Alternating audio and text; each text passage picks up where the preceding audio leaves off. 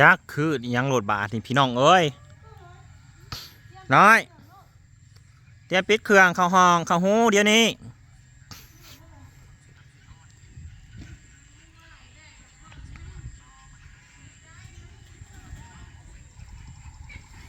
เตรียมเข้ารูเดี๋ยวนี้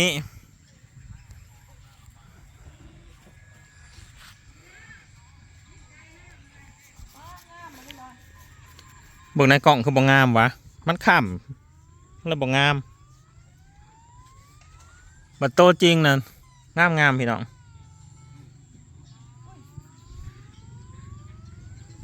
คืนมันสวยมากเลยนะพายุเหรอ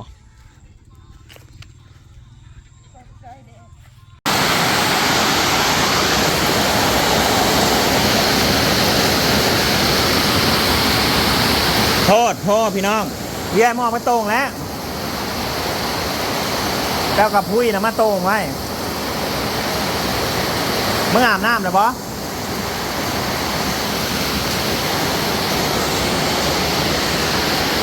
มันคือเห็ดเฟืองนั่นเองทุกคน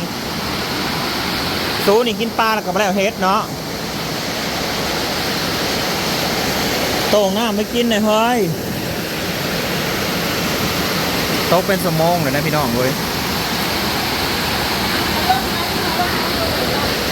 ให้บริล่าน้ำดำคือหลือ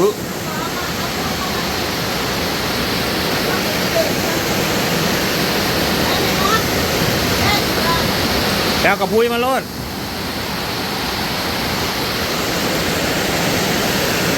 บ้าแห้งๆพี่น้องเว้ย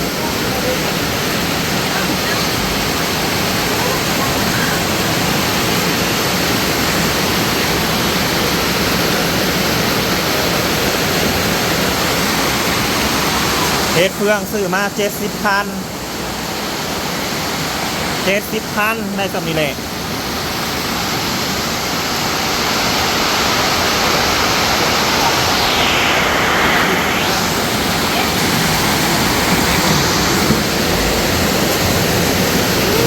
กิโลสู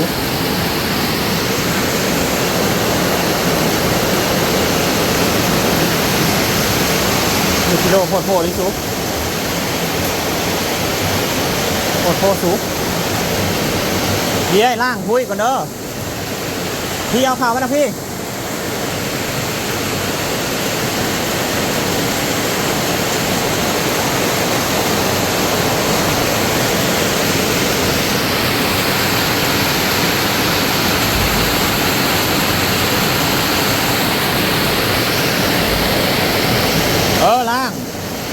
ล่างดีๆก่อนแหละตรงทั้งนี้เด้อตั้งทั้งนี้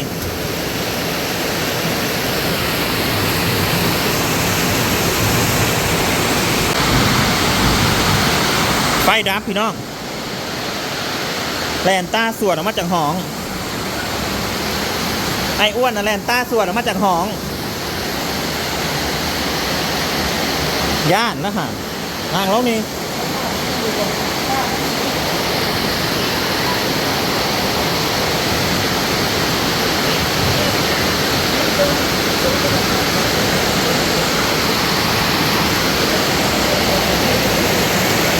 มันล่างแล้วกับพุ้ยนะ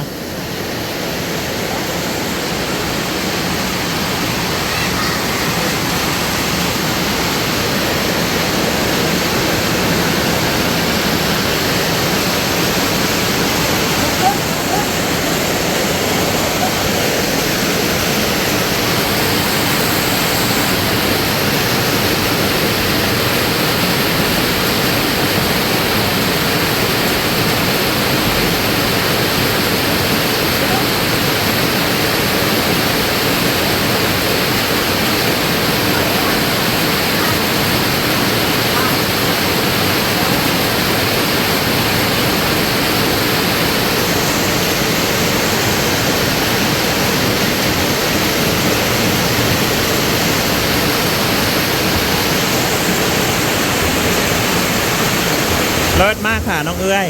ล่างแล้วนี่เอาน้ำนี่ล่างก็ได้นี่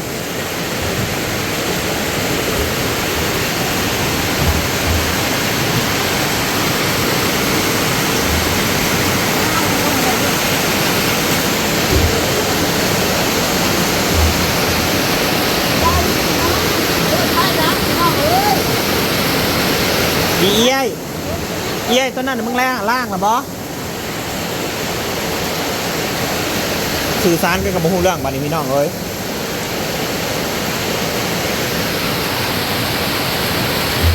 โอ้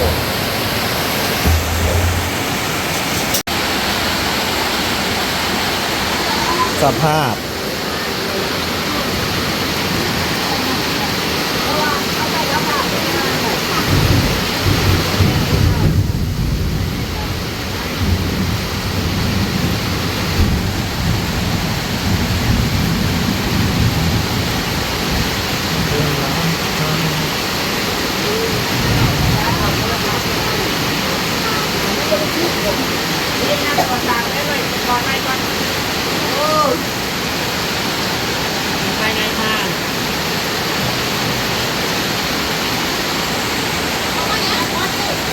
พี่น้อยเขาไปอยู่โคมผมน้อยเขาไปอยู่โคมนั่งแค่นั้นแหละอย่าไปนั่งใต้โคมหลาย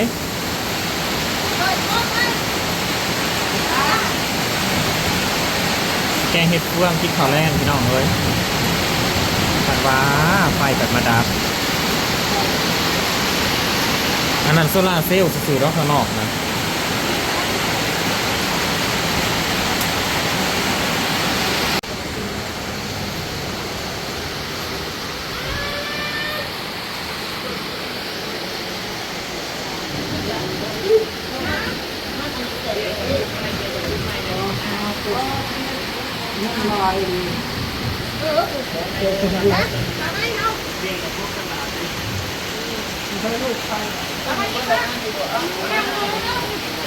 ไปนั่งพูไปนั่งน้ำตาพูไป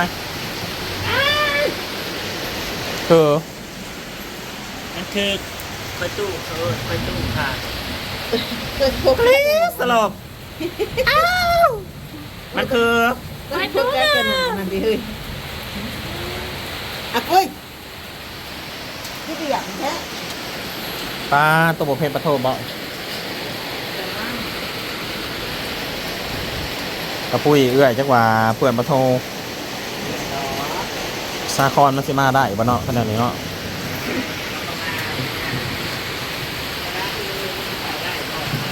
อันนี้ไฟโซลาร์เซลล์จากเหล้าแล้วก็ตัวนี้ล้างค่าของน้ำใต้เรียบร้อยใต้ยังบ่ได้เอาลงอยู่คุณบ่ให้เอาพัวเอาลงล้างค่าห้องน้ำนะเดี๋ยวมีเงินสิซื้อมาอีก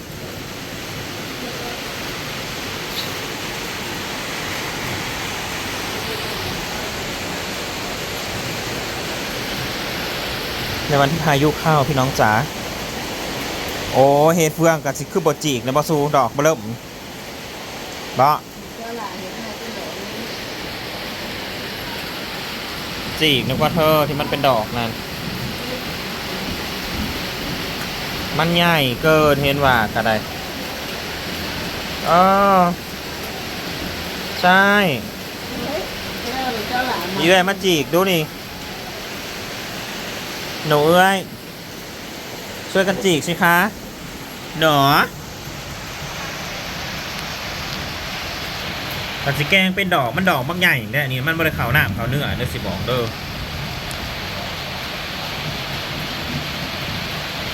ในวันที่ฝนพรำจะคิดถึงกันบางไม้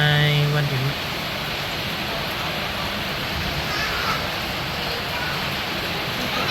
เขาไปอยู่ในห้องนอนแนมบ่เห็นยังเลยยังคนกับบริเวณมือตากมือแรงยิ่งบริเวณครับเพราะว่าข้างนอกเพราะว่าอากาศเย็นกูจะได้นอนข้างนอกเพราะวันนี้แหละใช่หรอโอ้มันจะดอกบางใหญ่มันจะแกงเป็นดอกเลยมันขึ้นอะไรวะ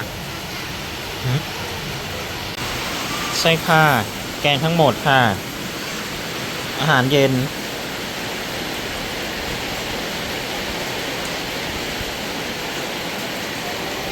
มันไม่ได้ข้าวหน้าข้าวเนื้ออะไรใส่ส้มยางแกงสมะขามอะไรมันจะแซ่บมีพังอีตู่ไหมพี่น้องหนอนตายเหยียดกระเดะอาดามเป็นคนทำร้ายมันค่ะก็ปกตินะมันเรื่องปกติ มันก็คืออาหารของเรานั่นแหละพูดง่าย ที่จริงเราไม่ได้กินกันหรอกนะคะ ๆปลาไม่สุกเลยเลยนี่ย่างปลามาให้สะคอนยังบ่มาอยู่มาบ่ได้ถ้าฝนตกมันพออะไรเฮ้ยพ่อเอามาลงหมอเฮ้ยแกงมันสุกเดอมอเดอร์ จริงๆมันก็น่าจะสุกแล้วแหละเพราะว่ามันอะไรมาถ้ามันมากแต่แซ่บป่านะมันตัวมากแล้วก็ เดี๋ยวไปทำไมฮะมึงไปรีใส่มา คือมันคือใช้แดด โอ้ยโง่โง่ยมึงอุดบนอยู่ค่ะ จะเว้นเหมือนบ้านแบบ เพื่อนตัวเองกับมีมันคือบ่ขึ้นป้ายเพื่อนล้างไม้นั่น ไข่พื้นไข่ก็ดับ มึงก็ขึ้นไปอยู่ทะเล หัวจีปุ่นเนี่ยจีปุ่น นี่เอาไปลูกมึงนี่ มาตอนไหนฮะ ไปโลด ไปเลยนะ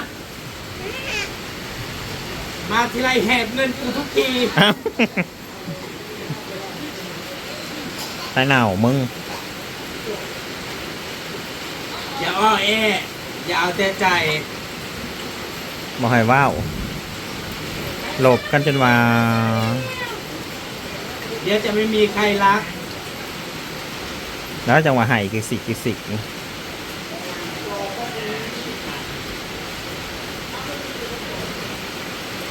จะได้นอนอยู่นอกห้องมื่อนี่แหละ ไปกระดับปลอดภัยแค่กับมาจะเว้นหมูได้มาแล้วแบบงานการดีแหละหอนประจำโมงนอนบิดรถมันจะไปเห็นหุ่งคนแหง แค่นี้มึงกับเปรียบเพราะโทรศัพท์บอแมนเปรียบก็ละบอ จะเปียกอยู่จะไปแบกเขาน้ำเจ็ดสายแดงเพิ่ม แหวกเข้าไปแล้วเขารู้จักมึงไหม นี่คุณรู้จักเขาไปเดินเรื่องกันที่สายเขาไปทอด ใส่เฮ้ยจังหวะเป็นตะกินหรือมาจังหมอพี่น้องฝนตกเดือนหนึ่งฟ้าแตกตึมๆเอาโคมออกเฮ้ยแกงเห็ดเฟืองพี่น้อง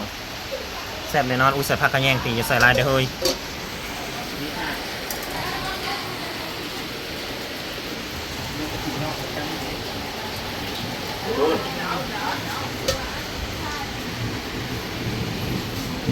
เนี่ยฝนตกเดือนหนึ่ง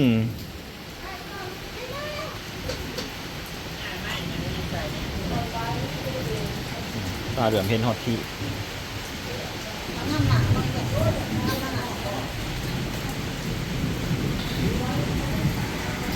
มาเกณฑ์น้ำการเด้อพ่อแม่พี่น้อง มาจ้ามากินน้ำการ